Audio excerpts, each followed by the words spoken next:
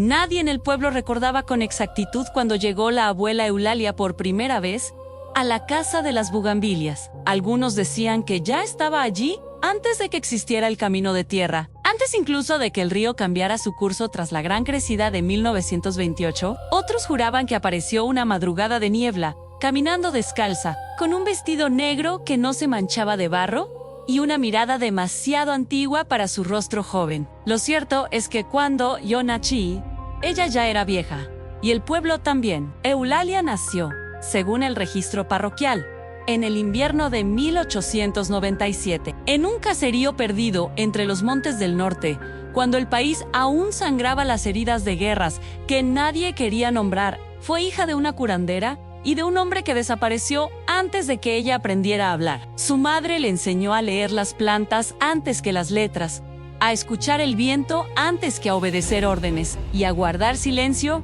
cuando la verdad podía matar. En 1910, mientras la revolución sacudía ciudades y campos, Eulalia tenía 13 años y ya sabía cosas que los adultos temían. Sanaba fiebres con infusiones imposibles, calmaba partos con palabras susurradas y veía sueños que luego se cumplían. Fue ese don el que la condenó cuando el nuevo comisario llegó al pueblo buscando imponer orden y modernidad. La señaló como superstición peligrosa. Su madre murió ese mismo año, acusada de brujería, y Eulalia aprendió que el conocimiento siempre tiene precio. Huyó en 1912, caminando durante semanas, cambiando de nombre en cada aldea. Vivió la hambruna de 1917. Vio caer imperios lejanos, narrados por periódicos viejos, y entendió que el mundo se estaba rompiendo y recomponiendo al mismo tiempo. En 1922 llegó al valle donde ahora estamos. Allí el tiempo parecía dormido, y ella decidió quedarse.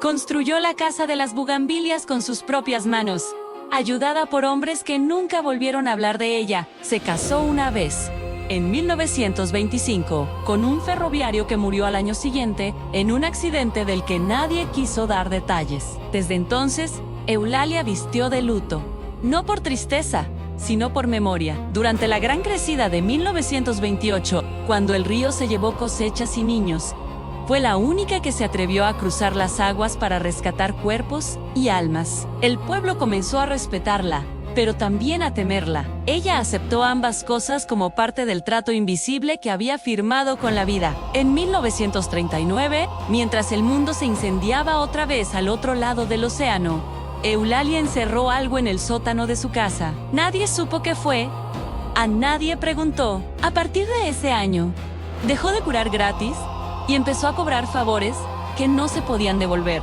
Yo crecí escuchando su voz por las noches, contándome historias que no aparecían en los libros de la escuela. Me hablaba de ciclos, de deudas, de secretos que se heredan como el color de los ojos. Y siempre, antes de dormir, repetía la misma frase, como una advertencia o una promesa. El verdadero poder no está en lo que haces, sino en lo que decides ocultar. No entendí esas palabras hasta el día en que bajé al sótano y vi que aquello que Eulalia había encerrado en 1939 seguía vivo, esperando, y llevaba mi nombre. Bajé al sótano una tarde de lluvia, en el año 2003, cuando Eulalia llevaba 3 días sin despertar. La casa olía a humedad antigua y a hierbas secas, y cada escalón crujía como si protestara por mi atrevimiento. Nunca me había permitido cruzar esa puerta. Decía que allí abajo dormían las decisiones que no admiten testigos. La luz apenas alcanzó para revelar un círculo dibujado en el suelo,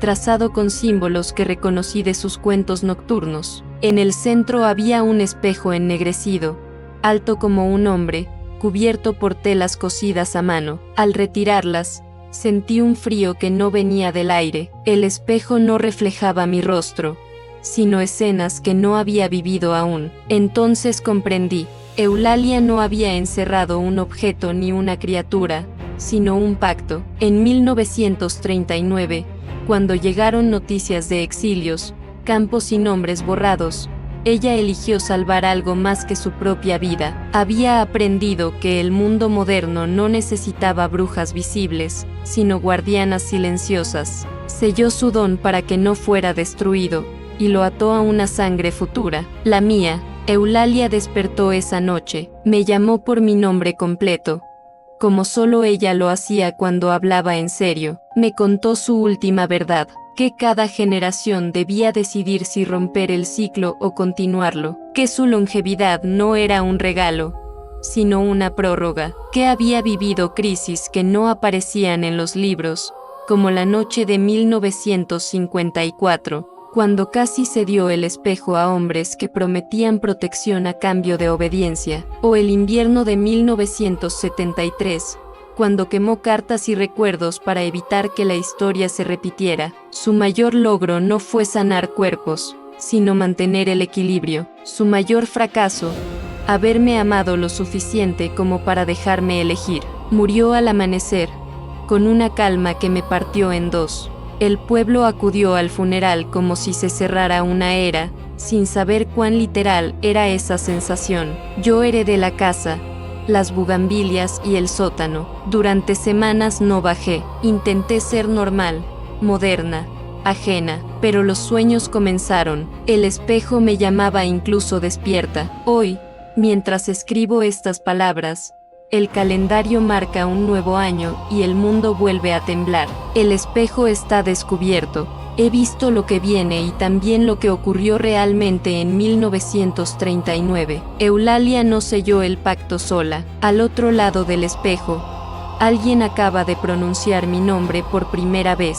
La voz que pronunció mi nombre no sonó humana ni monstruosa, sonó cercana, como alguien que me había estado esperando desde siempre. El espejo tembló, y por primera vez mostró un recuerdo que no pertenecía a Eulalia, sino a mí, aunque yo aún no había nacido. Era el año 1979. La casa de las bugambilias estaba rodeada de soldados, no del pueblo, sino de hombres venidos de la capital, con botas limpias y órdenes sucias. Buscaban archivos, listas, nombres. Eulalia los recibió con café caliente y una sonrisa cansada. Sabía exactamente por qué estaban allí. Aquella noche bajó al sótano acompañada por una mujer embarazada. Mi madre nunca me habló de eso. Nunca me habló de Eulalia como algo más que una abuela distante que ayudó cuando nadie más quiso. Pero el espejo no mentía. Mi madre lloraba mientras Eulalia dibujaba el círculo de nuevo, reforzándolo. El pacto exigía un ancla viva, alguien que aún no hubiera elegido, alguien que pudiera cargar con la memoria sin romperse. El espejo cambió otra vez. Vi a Eulalia en 1985, envejecida de golpe, caminando por el mercado mientras escuchaba rumores de desaparecidos. Vi su crisis más profunda en 1991, cuando el mundo celebraba finales y ella sabía que nada termina de verdad. Intentó romper el pacto entonces. Falló. El precio habría sido borrar generaciones enteras de recuerdos, dejar al pueblo vacío por dentro. Comprendí por qué nunca me dejó marchar lejos. ¿Por qué cada decisión importante de mi vida parecía empujarme de regreso a esa casa? No era control, era preparación. El espejo comenzó a mostrar futuros posibles. En uno, yo sellaba el pacto y vivía una vida larga y solitaria, convertida en mito. En otro, lo rompía y el pueblo ardía lentamente, no en llamas, sino en olvidos. Nombres que se desvanecen, historias que nunca ocurrieron, personas que respiran pero no recuerdan quiénes son. Pasé días sin dormir, debatiendo conmigo misma, con Eulalia ausente y presente a la vez. El pueblo seguía su rutina, ajeno a que su historia dependía de una decisión tomada bajo tierra. Yo era moderna, racional, criada para no creer en nada de esto, y sin embargo, el espejo respondía a mi voz. Anoche bajé de nuevo, dibujé el círculo con manos firmes, pronuncié las palabras que Eulalia me enseñó cuando aún creía que eran cuentos. El espejo se abrió como agua oscura, y al otro lado vi algo que no esperaba. No estaba sola. Detrás de mí, reflejada donde no debería haber reflejo alguno, estaba mi madre, joven, intacta, sonriéndome como alguien que ya tomó su decisión hace mucho tiempo. Y comprendí, demasiado tarde, que el pacto no se hereda una sola vez. Grité su nombre, pero mi madre no respondió. Su reflejo permanecía inmóvil, como si el espejo no la mostrara, sino que la recordara. Entonces la voz volvió a hablar, ya no desde el cristal, sino desde la casa misma, desde las paredes empapadas de años. Eulalia nunca estuvo sola. El pacto no era un acuerdo con una entidad, sino con el tiempo, con la memoria colectiva que se resiste a desaparecer cuando los poderosos intentan borrarla. Cada guardiana añadía una capa, una vida anclada para que el pasado no se disolviera. Mi madre había aceptado su parte en 1979, sabiendo que yo cargaría con la siguiente. Recordé entonces su ausencia constante, sus silencios largos, su forma de mirarme como si pidiera perdón sin palabras. Ella no murió cuando yo era niña, se desdobló, entregó una versión de sí misma al espejo para que yo pudiera crecer libre, al menos durante un tiempo. El círculo comenzó a arder con una luz suave, no quemaba, reconocía. Sentí cada historia del pueblo pasar por mí, como un pulso, las risas, los duelos, los nombres olvidados que regresaban brevemente para despedirse. Comprendí el verdadero logro de Eulalia. No había protegido un lugar, sino la posibilidad de elegir quiénes somos cuando la historia intenta decidir por nosotros. Pero también vi el costo final. El pacto estaba debilitándose. El mundo ya no olvida igual. Ahora destruye más rápido. El espejo no resistiría a otra generación. Tenía dos opciones reales: sellarlo por completo, absorber todas las anclas y convertirme en la última guardiana, borrando a mi madre y a Eulalia incluso de los recuerdos, o romperlo de una vez, liberar la memoria al mundo y aceptar el caos que vendría después. Pensé en Eulalia, caminando descalza bajo la niebla, en mi madre, entregando su reflejo para salvarme, en mí, parada allí, con el presente temblando entre las manos. Elegí. El espejo estalló en silencio. No hubo explosión, solo una expansión. La casa respiró. El sótano se llenó de aire nuevo. Sentí como las anclas se disolvían una a una, integrándose en algo más grande. La memoria ya no necesitaba una guardiana, ahora pertenecía a todos. Subí las escaleras al amanecer. El pueblo despertaba distinto. La gente se miraba con una mezcla de nostalgia y claridad. Nadie recordaría a Eulalia como bruja. La recordarían como lo que siempre fue, la mujer que se negó a dejar que el mundo olvidara. Mientras me alejaba de la casa de las bugambilias, sentí algo en mi interior abrir los ojos por primera vez. No era un don heredado, era una pregunta, y supe, con un escalofrío lento, que alguien, en algún otro lugar, acababa de empezar a escuchar la misma voz que una vez pronunció mi nombre. Me fui del pueblo sin despedidas largas. Las despedidas fijan las cosas, y yo ya había aprendido que nada debía fijarse demasiado. Caminé por el antiguo camino de tierra mientras las bugambilias quedaban atrás, perdiendo pétalos como si también ellas aceptaran el final de una era. El aire se sentía más liviano, pero no más seguro. Durante meses creí que todo había terminado. Las noticias hablaban de archivos desclasificados, de fosas encontradas, de nombres que regresaban a la luz después de décadas. Historiadores discutían cómo era posible que memorias tan precisas hubieran sobrevivido al miedo y al silencio. Yo escuchaba en silencio, con esa sensación incómoda de haber empujado la primera ficha de un dominó interminable. Empecé a soñar otra vez, no con el espejo, ni con Eulalia, ni con mi madre. Soñaba con desconocidos, personas en ciudades lejanas que despertaban con recuerdos que no sabían de dónde venían, un niño que dibujaba símbolos sin haberlos visto nunca, una mujer que pronunciaba palabras antiguas mientras dormía. La memoria, libre al fin,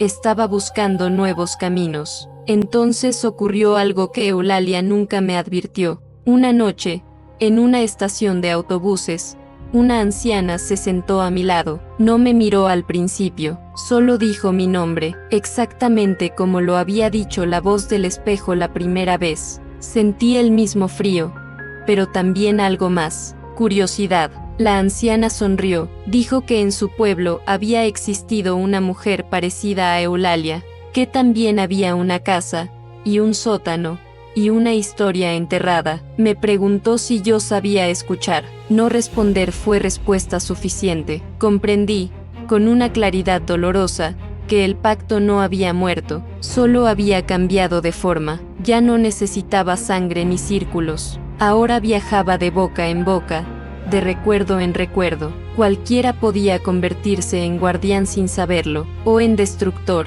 Cuando el autobús llegó, la anciana ya no estaba. En el asiento quedó una ramita seca de bugambilia, imposible en esa ciudad. La guardé sin saber por qué. Hoy escribo esto desde un lugar que no importa. Podría ser cualquier sitio. Eso también lo aprendí de Eulalia. Las historias verdaderas no pertenecen a un mapa.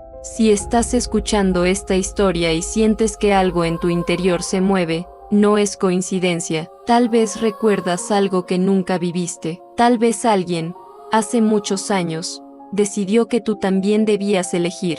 Porque el secreto de la abuela bruja nunca fue la magia, fue entender que la memoria no se destruye, solo cambia de huésped. Y ahora, sin que lo sepas aún, te está buscando a ti.